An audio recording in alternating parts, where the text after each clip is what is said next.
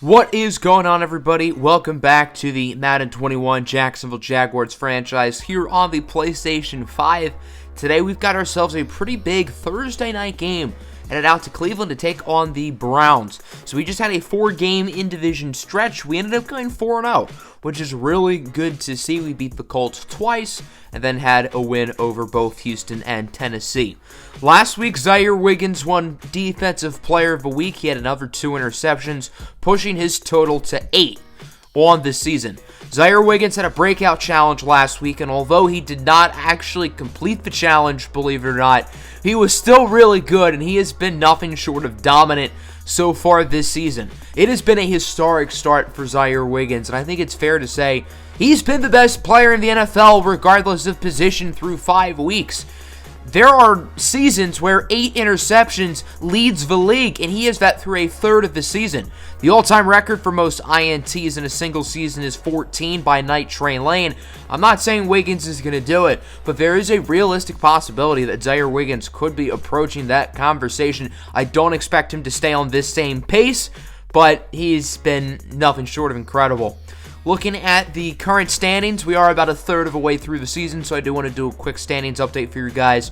We currently lead the AFC South pretty comfortably. Everybody in the AFC South is over 500. The Bengals are in first place. They obviously beat us in the AFC Championship last year, and it appears that they are really good again.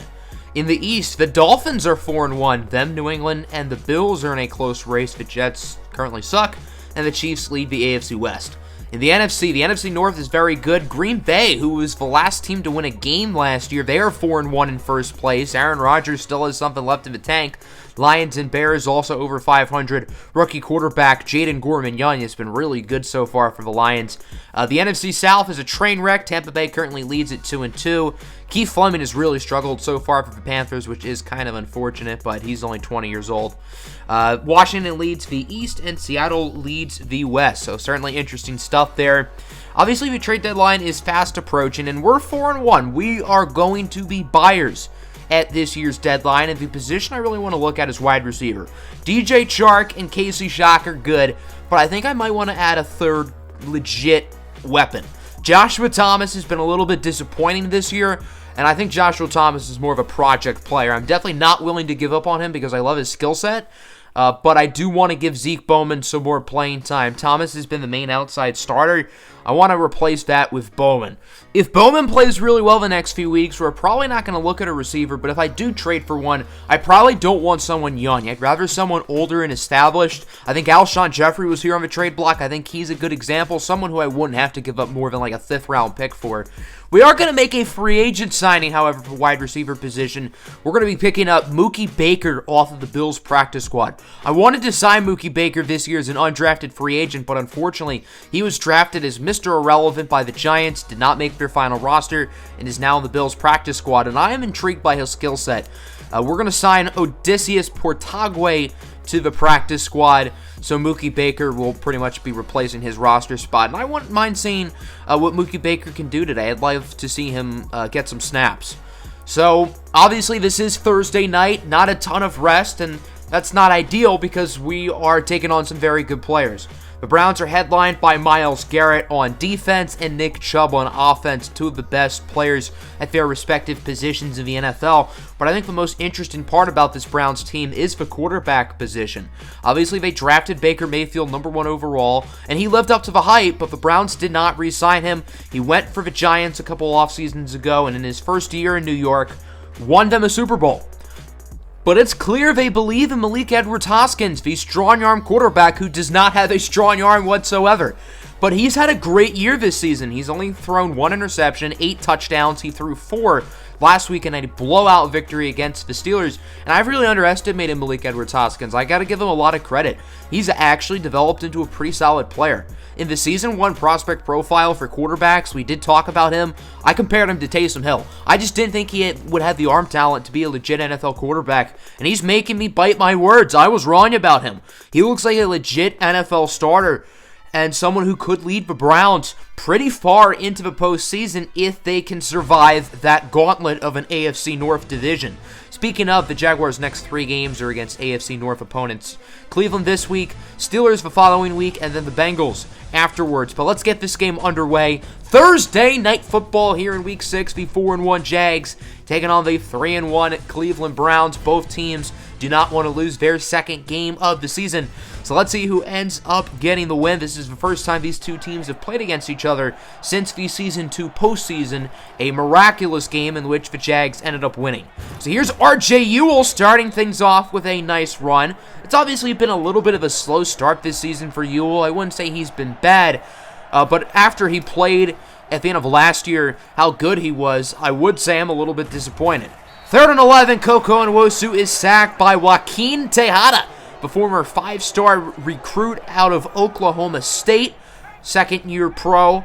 He's had a pretty solid NFL career so far, and the Browns will get the balls. It's the former Middle Tennessee State man, Malik Edwards-Hoskins, connecting with Austin Hooper to the 44-yard line.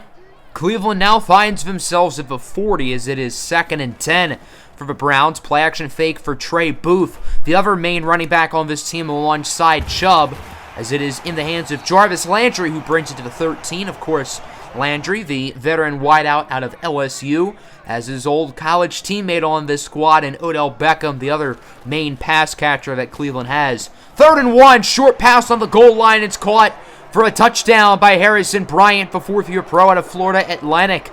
And the Cleveland Browns are on the board first as it is 7-0. Jacksonville with it. Very slow start for the Jaguars offense. They played really well last week, so it'd be nice to see if they could pick it up here. Nice catch for DJ Chark, who had his best game of the year a week ago against the Colts. Now the 39, handoff for R.J. Ewell. He gets a few yards. Casey Shock is injured on the play. That is not good news for the Jaguars. It looks like it's his left hand, left wrist possibly. He has been diagnosed with a broken thumb and will not return in this game. He could miss multiple games of action. So Casey Shock being out is very bad news for the Jaguars. So it looks like Joshua Thomas and Zeke Bowman will both have to step up. R.J. Ewell loses 2 there. Joaquin Tejada with another play. He's had a very productive first quarter. 3rd and 6, Koko, a strike for Antonio Gandy Golden to the 45, one of the depth receivers on this team. He might have to step up as well, and we could possibly see the new undrafted free agent in Mookie Baker. Here is Joshua Thomas on the jet sweep. He loses about 3, wrapped up by the veteran Carl Joseph, who's developed pretty nicely in Cleveland after being regarded as a bust with the Raiders. 2nd and 13, it's a strike for David Njoku. Njoku with a nice play after the catch. He brings it all the way to the 20. And now it seems like Jacksonville's offense is figuring things out, even though they have a casualty on this drive with Casey Shock getting injured. 2nd and 10. Koko scrambling. He gets it to Chark, who makes a nice play and will get the touchdown. DJ Chark with his 2nd score of the season. With 25 seconds to go in the first quarter, the Jaguars will tie things up at 7. Their offense needed to gain a little bit of momentum, and they do just that. It's been a little bit of a slow start to the season for DJ Chark, but he has played really well ever since the start of last week, and that'll do it for the first quarter. Tied at 7, we've got ourselves a good one here on Thursday night, prime time. Second quarter now, 3rd and inches for the Browns. Malik Edwards-Hoskins looking to throw it, and he will just throw it away. That was Josh Allen who sent the pressure. Josh Allen has gotten a sack in every single game this season. His total on the year is 6.5. Jags back with the football. Koko on 2nd and 10. He connects with, again, DJ Chark. Nwosu is 6 for 9 on the day. Nice. 53 of his 90 passing yards have gone in the hands of DJ Chark. Now at the 43, it's a handoff for R.J. Ewell. Ewell with a nice cut. There he goes. Down the field, inside the 10 to the 5. A gain of 38 from a former East Carolina Pirate. What a play from R.J. Ewell, who has looked really good so far in this game. 1st and goal. Back to Ewell in the end zone for a touchdown. And Jacksonville takes the lead. For what it's worth, by the way, R.J. Ewell now has 69 rushing yards on the day. Nice. Jacksonville on top for the first time in this game. It's 14-7.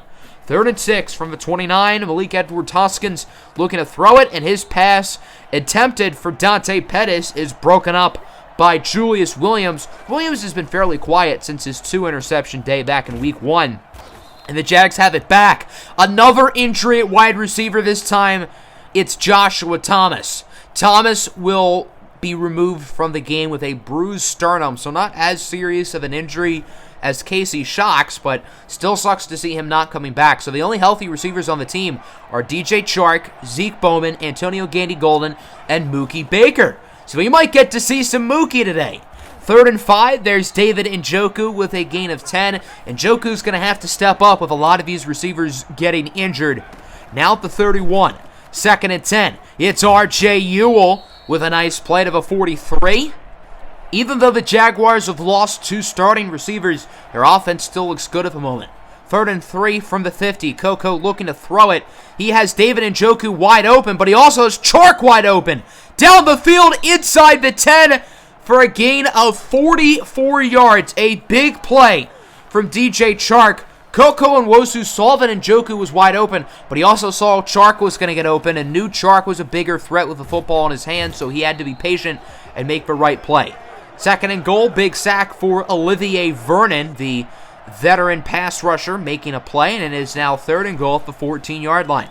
Coco looking to throw it. He tries to get it to Zeke Bowman, who makes a nice catch, but is only brought down at the 3, wrapped up by a plethora of Browns defenders, including linebacker Kenny Young.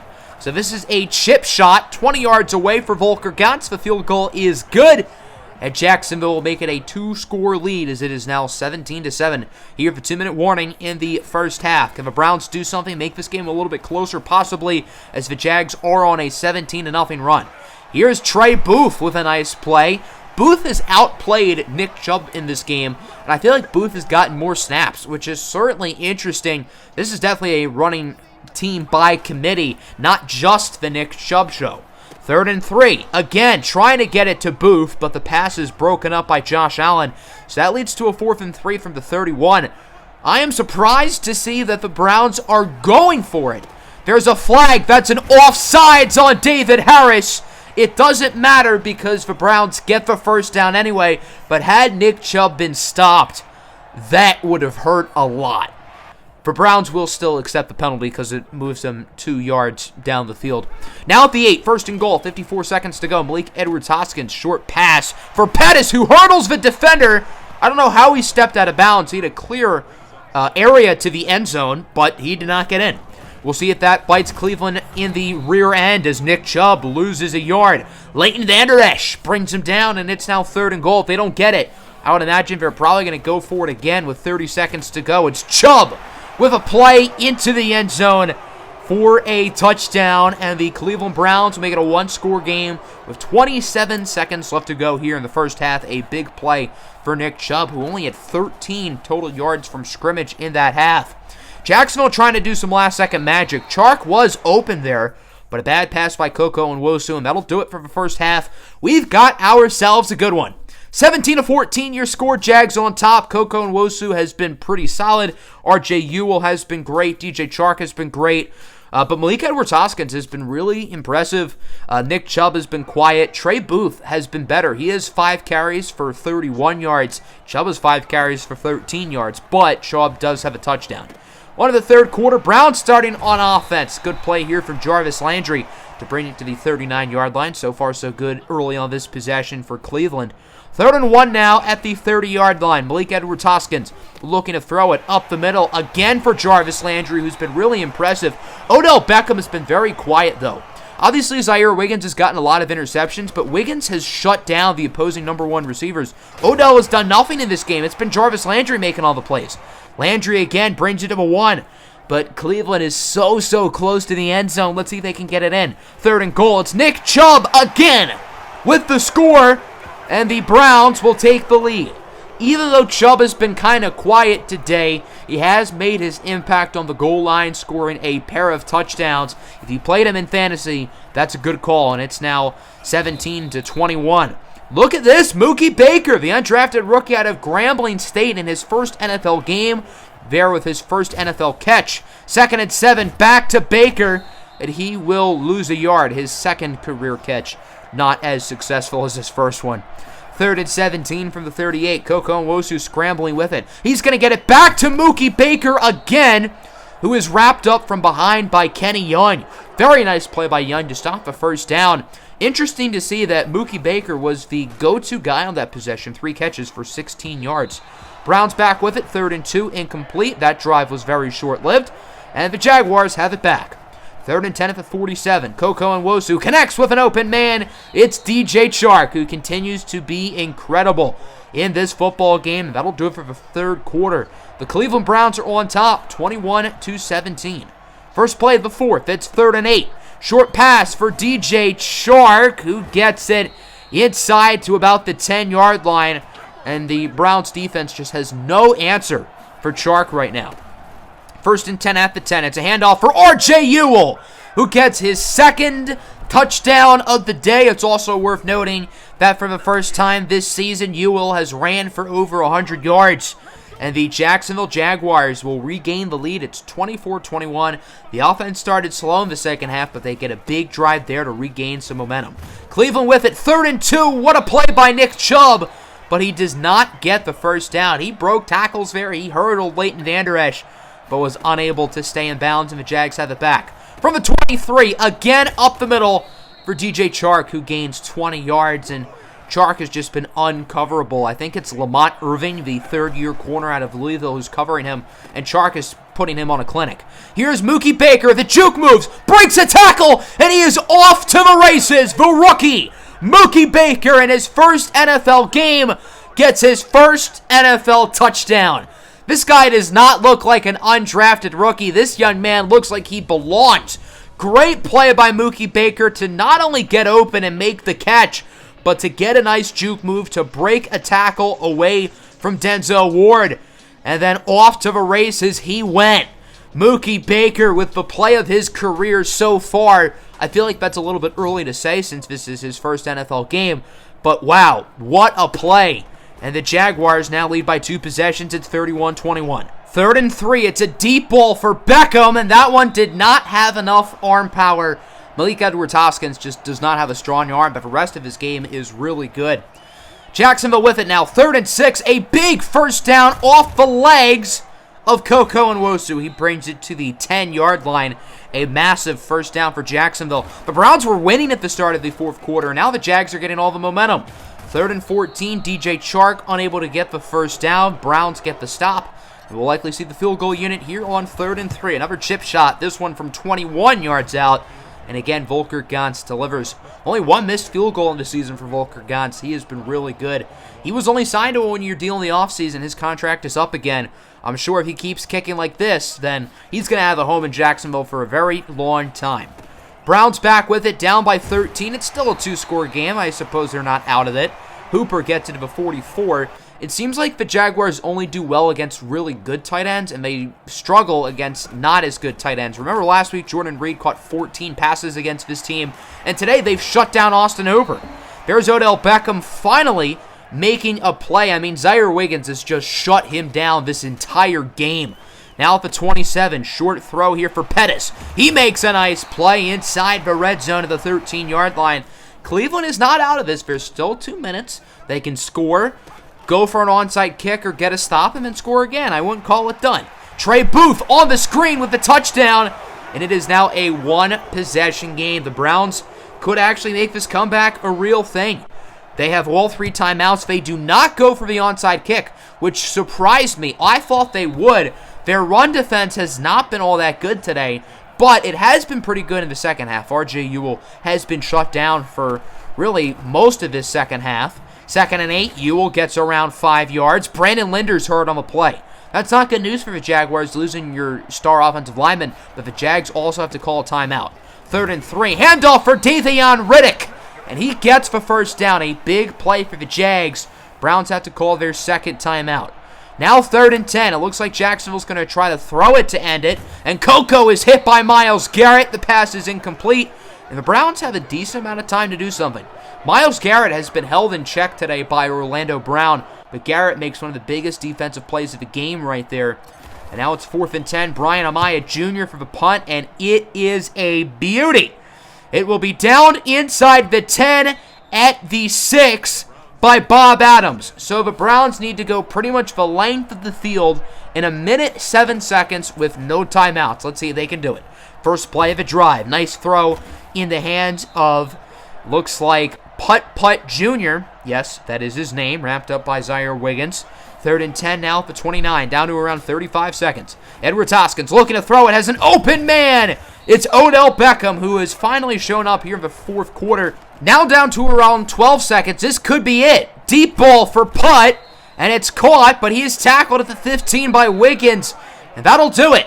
The Jacksonville Jaguars have now won 5 straight games, defeating the Browns here on Thursday night in a thriller. 34-28 is your final. A big win here for the Jags. Another strong performance by the offense and the run game with one of their best games of the season. I have to give credit to Malik Edwards-Hoskins, though. Every single game this season, Zaire Wiggins has gotten at least 1 interception and Josh Allen's gotten at least 1 sack. Neither of those things happened today, and to be specific, Edwards-Hoskins was not intercepted or sacked at all. He was really good from start to finish, so I'm impressed with Malik Edwards-Hoskins. Koko Nwosu with another great game. Good to see him with back-to-back strong performances. R.J. Ewell had his best performance of the year. Nick Chubb was quiet. 42 yards. He did score twice. DJ Chark was outstanding, but the big story here is Mookie Baker. 6 catches, 73 yards, and a touchdown, all of which came in the second half. Mookie did drop 3 passes, so it wasn't a perfect debut, but he showed a lot of potential, and I think he's going to have a home in this lineup for a while, especially with Casey Shock injured. Only 2 sacks today, 1 for Vernon, 1 for Tejada, and no turnovers from either side, which is certainly interesting. So a nice performance there, and I've got to say I'm impressed with a lot of guys. We stopped Myles Garrett, and we stopped Nick Chubb, and those are 2 tall tasks because Myles Garrett and Nick Chubb are very, very good at football. So good to see our guys getting some well-deserved recognition, and our Jags are red hot. So I've got some good news and bad news on the injury front. The good news is everybody except for Casey Shock is fine, but the bad news is Casey Shock himself is not fine. As I said, he broke his thumb. He is out for 4 weeks. Now, I have not simulated, so entering next week, it'll only be 3 weeks, and we do have our bye week coming up, so Casey Shock should only miss 2 games, but this is still a big loss. He's obviously had some big performances this season, and we're going to need some guys to step on this receiving core. Obviously, Zeke Bowman, Joshua Thomas, but I really liked what I saw from Mookie Baker. Was his debut perfect? No, it was not. But I saw enough this week to where I'm intrigued and I want to see more. So maybe we don't trade for an established receiver, and maybe we see what Mookie Baker is all about. So that'll end today's episode. As you can see, we have the best record in the NFL. We are 5-1. A lot of the 4-1 teams either lost or had bye weeks. The only current 4-1 teams are the Lions and the Bengals, so it's a lot of poverty at the top there. The Jags, Lions, and Bengals all have a combined total of 0 Super Bowl wins. So let's make a pact as the Cat teams. One of us has to win a ring this year. If not us, it better be the Bengals or it better be the Lions. I'm a Lions fan. That's why I'm kind of saying that. But that'll end today's episode. Hope you guys enjoyed. Make sure to hit the like button and subscribe. I forgot to say earlier, but happy Easter if you do celebrate. If not, happy Sunday. I'm out. Peace.